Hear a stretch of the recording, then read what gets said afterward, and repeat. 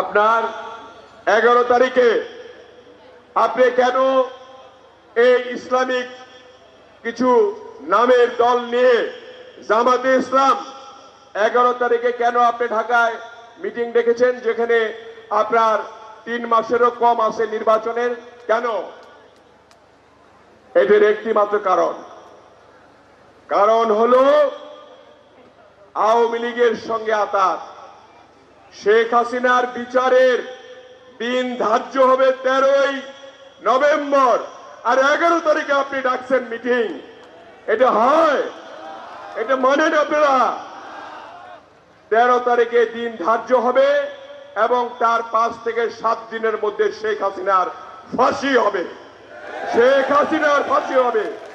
এই বাংলাদেশে যত হত্যা, গুম, অত্যাচার করেছে তার বিচার একমাত্র ফাঁসিতে ঝুলন্ত করে মৃত্যুদণ্ড দেওয়া, এবং সেটাই হবে। এবং এটা হতে যাচ্ছে, সেটাকে বাধা প্রদান করার জন্য এখন আপনি 11 তারিখে মিটিং ডাকলেন কেন? কি কারণ? 96 একসঙ্গে আঘাত করেছিলেন জন্য, নাকি এই দেশের গণতন্ত্রকে নস্যাৎ করতে চান?